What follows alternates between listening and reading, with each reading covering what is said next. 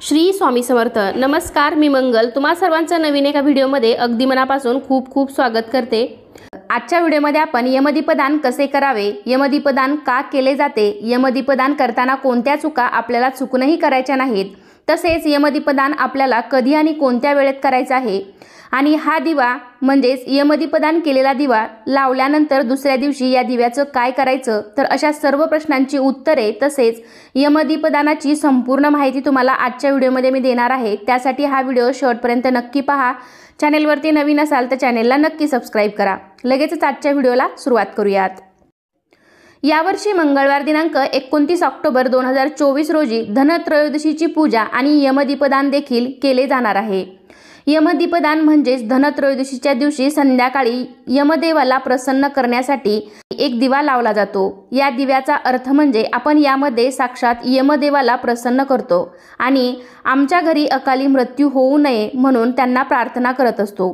तर आपल्या कुटुंबातील कोणत्याही व्यक्तीवर अपमृत्यू येऊ नये म्हणून धनतेरसच्या दिवशी संध्याकाळी हा दिवा आपल्या घराच्या बाहेर लावला जातो। यानंतर आपण पाहूया की यमदीपदान करण्यासाठी हा दिवा कसा बनवायचा। यमदेवासाठी दिवा बनवताना आपण फक्त गव्हाचे पीठ, हळद आणि पाणी वापरून हा दिवा बनवणार आहोत। आपल्याला पहिली चूक करायची नाही ती म्हणजे हे पीठ मळताना यामध्ये चुकून सुद्धा मीठ टाकायचं नाही। फक्त थोडीशी हळद टाकून हे पीठ आपल्याला घट्ट मळून घ्यायचं आहे। पीठ थोडं घट्ट मळलं तर आपल्याला दिवा चांगला बनवता येतो। अनेक वेळा आपल्या घरामध्ये चपातीचं पीठ शिल्लक राहिलेलं असतं तर त्यापासून आपण दिवा बनवतो, पण चुकून सुद्धा या पिठापासून दिवा असा बनवू नका, कारण त्यामध्ये आपण मीठ टाकलेलं असतं। तर ही दुसरी चूक सुद्धा तुम्हाला करायची नाही। तर या दिव्यासाठी तुम्हाला वेगळीच कणिक मळायची आहे आणि त्या कणकीमध्ये चुकून सुद्धा मीठ न टाकता फक्त थोडीशी हळद घालून हा दिवा बनवायचा आहे। तर दिवा हा थोडा मोठा होईल आणि 2 मुटके होतील एवढेच पीठ आपल्याला मळायचं आहे। हा दिवा आपण आपल्या घरातील माणसावर कधीही अपघाती मृत्यू येऊ नये यासाठी लावत असतो।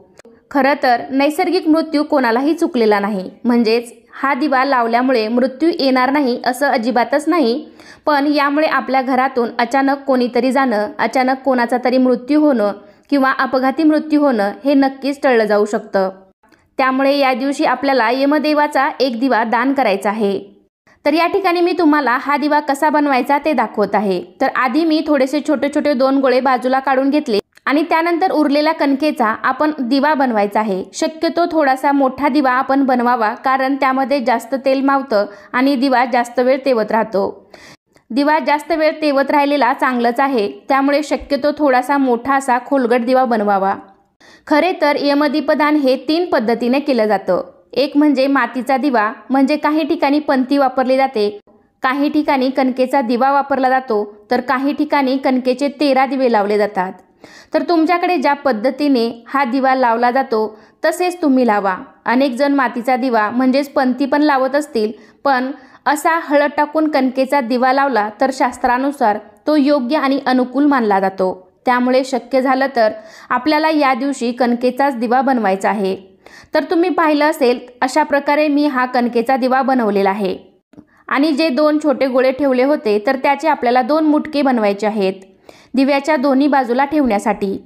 तर अशा प्रकारे यामध्ये एक मोठा दिवा आणि 2 मुटके एवढेच आपल्याला लागणार आहे। त्यानंतर आपण तो दिवा कसा लावायचा ते पाहूया। तर या ठिकाणी मी दिवा प्लेटमध्ये ठेवणार आहे, त्यामुळे प्लेटमध्ये मी कुंकवाने स्वस्तिक काढून घेतलेला आहे। तुम्ही रांगोळीने पण काढू शकता। प्लेटच्या खाली रांगोळीने स्वस्तिक काढून त्यावरती प्लेट ठेवू शकता। हा दिवा तुम्ही केळीच्या पानावर, विड्याच्या पानावर, कागदावर, एखाद्या वस्त्रावर, पाटावर सुद्धा ठेवू शकता। फक्त त्यावरती थोड्याशा अक्षदा म्हणजेच तांदूळ ठेवून आपल्याला त्यावरती तो दिवा ठेवायचा आहे। तांदूळ पण तुम्ही जास्त न ठेवता थोडेसेच तांदूळ ठेवावेत, कारण याचा वापर आपल्याला पुन्हा घरामध्ये करता येणार नाही।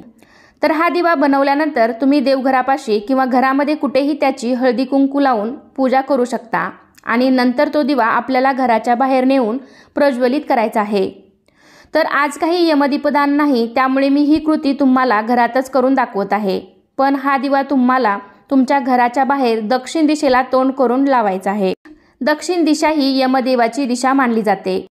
इतर कोणत्याही दिवशी किंवा कोणत्याही शुभ कार्याला आपण दक्षिण दिशेला तोंड करून दिवा लावत नाही, पण वर्षातून एकदा म्हणजेच धनतेरसला संध्याकाळी आपल्याला असा एक दिवा यमदेवासाठी लावायचा आहे। तर हा दिवा तुम्ही तुमच्या घराच्या अंगणामध्ये, बाल्कनीमध्ये कुठेही ठेवू शकता। म्हणजे आपल्या घराच्या मुख्य दरवाजाच्या बाहेर आपल्याला हा दिवा लावायचा आहे। तर आता मी या दिव्यामध्ये कापसाची वात घातलेली आहे। वात एकेरी न घालता आपल्याला दुहेरी वात घालायची आहे। रोजच्या देवपूजेत किंवा कोणत्याही शुभ कार्यात आपल्याला दुहेरीच वात लावायची असते। एकेरी वात आपण अशुभ कार्यात लावतो। तर त्यानंतर या दिव्यामध्ये आपण तेल घालायचं आहे। तेल घालताना आपण तिळाचं किंवा मोहरीचं तेल वापरावं आणि नसेल तर मग आपल्या घरातील रेग्युलर तेल वापरलं तरी सुद्धा चालेल। दिव्याचं तोंड आणि दिव्याच्या वातीची दिशा सुद्धा आपल्याला दक्षिण दिशेला करायची आहे। हा दिवा बाहेर ठेवल्यानंतर मग तुम्हाला दिवा प्रज्वलित करून दिव्याची पूजा करायची आहे। तर हा दिवा तुम्ही धनतेरसच्या दिवशी सायंकाळी 6 ते 8 या वेळेमध्ये लावू शकता। सायंकाळी सूर्यास्तानंतरच आपल्याला हा दिवा प्रज्वलित करायचा आहे। दिवा प्रज्वलित केल्यानंतर दिव्याची पूजा करायची। दिव्याला हळदी कुंकू लावायचं। आपण जे 2 मुटके बनवले होते ते दिव्याच्या दोन्ही बाजूस ठेवायचे आणि त्याची सुद्धा हळदी कुंकू लावून पूजा करायची। अक्षता व्हायच्या, फुले व्हायची, शक्य असेल तर दिव्याला पांढरं फूल व्हायचं। त्यातल्या त्यात सदाफुलीचं पांढरं फूल असेल तर अतिशय चांगलं, नसेल तर तुमच्याकडे जे कोणतंही फूल उपलब्ध असेल तर ते वाहू शकता। पूजा झाल्यानंतर घरातील सर्व सदस्यांनी दिव्याला नमस्कार करायचा आहे आणि एक मंत्र म्हणायचा आहे। तर मंत्र असा आहे, मृत्युना पाशदंडाभ्या कालेन श्यामयासह त्रयोदशा दीपदानात सूर्यजा प्रियता मम। हा मंत्र म्हणून दिव्याला नमस्कार करावा। किंवा मग तुम्हाला हा मंत्र म्हणायला अवघड वाटत असेल तर ओम यमदेवताय नमः नमस्कारम समर्पयामी असंही तुम्ही म्हणू शकता। दोन्हीपैकी तुम्हाला जे सोपा वाटेल तो मंत्र तुम्ही म्हणू शकता। तर हा मंत्र म्हणायचा आणि शेवटी हात जोडून प्रार्थना करायची की हे यमदेवा, आम्हाला तुम्ही दीपदानाने प्रसन्न व्हावे आणि मृत्यूपाशातून आम्हाला माफ करावे। म्हणजे हे यमदेवा, अपमृत्यू आमच्या घरात होऊ देऊ नकोस, अशी मनापासून यमदेवांना प्रार्थना करावी। घरातील सर्व लहान मोठ्याने दक्षिणेकडे तोंड करून आपल्याला ही प्रार्थना करायची आहे। तर आता हल्ली बाजारामध्ये सुद्धा मोठे मोठे दिवे विकत मिळतात। ते चौमुखी असतात, तर ते दिवे तुम्ही शक्यतो वापरू नका। तसे दिवे तुम्ही डेकोरेशनसाठी वगैरे वापरू शकता, पण यमदेवासाठी लावलेला दिवा हा एकाच वातीचा असावा, जेणेकरून त्याची दिशा दक्षिणेकडे होईल। जर तुम्ही चौमुखी किंवा 4 वातीचा दिवा लावला तर 4ही दिशांना त्याची ज्योत असेल। त्यामुळे शक्यतो एकच दिवा आणि तो पण दक्षिण दिशेकडे तोंड करून लावा। दक्षिण दिशा ही यमधर्माची मानली जाते, कारण हा एकमेव असा दिवस आहे की ज्या दिवशी यमधर्माची दिशा दक्षिण दिशेकडे दिव्याची ज्योत केली जाते, पूजा केली जाते, जेणेकरून घरातील लोकांचा अपमृत्यू टळतो। तर हा दिवा प्रज्वलित केल्यानंतर तो कधी शांत होईल याची वाट बघत बसायची नाही। दिवा लावल्यावर, पूजा वगैरे झाल्यावर आपण आपलं रोजचं काम करू शकता। तर हा दिवा शांत झाल्यावर दुसऱ्या दिवशी काय करायचं, तर या दिव्याचं काय करायचं, हा दिवा आपण बाहेर लावलेला असतो, त्यामुळे एखादं कुत्रं रात्री येऊन खाऊन गेलं तरी पण चालेल। उलट कुत्र्याने हा दिवा खाल्ला तर चांगलंच आहे। किंवा मग दुसऱ्या दिवशी आपण सकाळी तो दिवा कुत्र्याला खाऊ घालावा।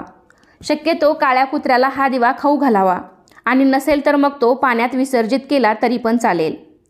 तर या दिव्याखाली आपण जे तांदूळ ठेवले होते ते पशुपक्ष्यांना खाऊ घालावेत आणि जे काही फुलं वगैरे वाहिली असतील तर ती आपण निर्माल्यात विसर्जित करू शकता।